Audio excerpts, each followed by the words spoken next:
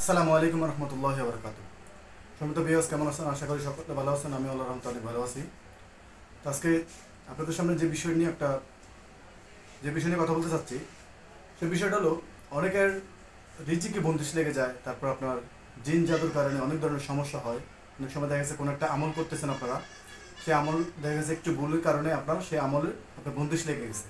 এখন সেই বন্দিশ থেকে, সেই সমস্যাগুলো থেকে, সেই জিন জাদু সমস্যা থেকে আপনি কীভাবে বাঁচবেন, সেই বিষয় নিয়ে, সেই আমল নিয়ে আমি আপনাদের মাঝে হাজির হয়েছি।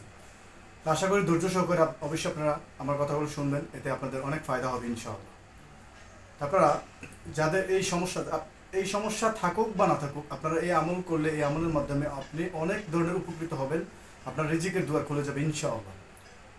আপনার আসরের সালাত যখন আদায় করবেন, আসর সালাত আদায় করে ওই জায়নামাজে বসেই আপনারা 11 বার দুরূদ শরীফ পাঠ করবেন।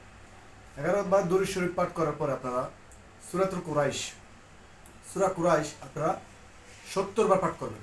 70 বার পাঠ করার পরে আপনার দুই হাতের তালুতে ফু দিবেন।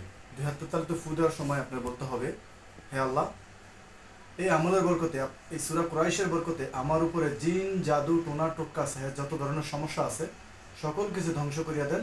সকল কিছু ধ্বংস করিয়া আমাকে সুস্থতা দান করেন, আমাকে রিজিকের ব্যবস্থা করিয়ে দেন। এটা বলে আপনি হাতের তালুতে এভাবে একটা ফু দিয়ে আপনি সারা মাথার উপরে এভাবে মাসা করে নেবেন। 3টা ফু দিয়ে মাসা করবেন। ইনশাল্লাহ আপনাদের বন্দিশ হোক, রোজাত হোক, যত ধরনের সমস্যা হোক, সকল ধরনের সমস্যা ধ্বংস হয়ে যাবে, আপনি সুস্থ হয়ে যাবেন।